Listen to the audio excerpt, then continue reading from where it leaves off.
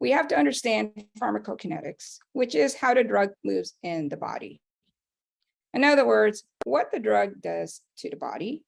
And there are 4 stages of it. ADME, we have to know this, how the drug is absorbed, it's distributed, how it's metabolized, and how it's excreted. Because all these things will also help us determine what medicine to give, what dose to give, high or low.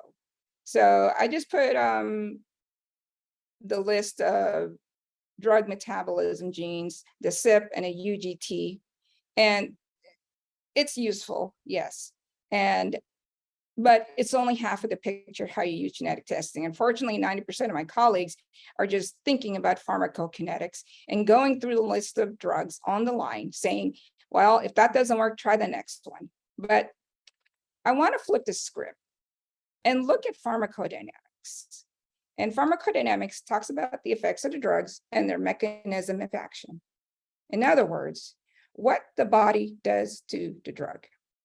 So when you talk about pharmacodynamics, there's an emphasis on receptors and neurotransmitter relationship, along with the interaction with not only receptors, but the transporters, which is very important in what?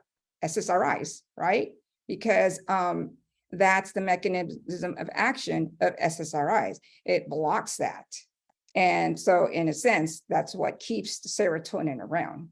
And these are the pharmacodynamic genes. I don't know how much you can see of it, but we're going to discuss at least 3 of them here in this discussion. And this is really just part 1. And then part 2 is going to talk further about other genes that are of interest and how I use it in clinical practice. So with this, you actually will use a more individualized, precise, natural treatment. Sometimes it can happen. I have patients who've never been on psychiatric medicine, whose ADHD is better, whose depression is better, whose anxiety is better, because I thought about and read about pharmacodynamics in conjunction with pharmacokinetics. So moral of the story is we have to use both. And the way I use it, I look at pharmacodynamics first before I even decide whether this patient needs psychiatric medicines or do they need natural supplements to support what is missing in their body all along.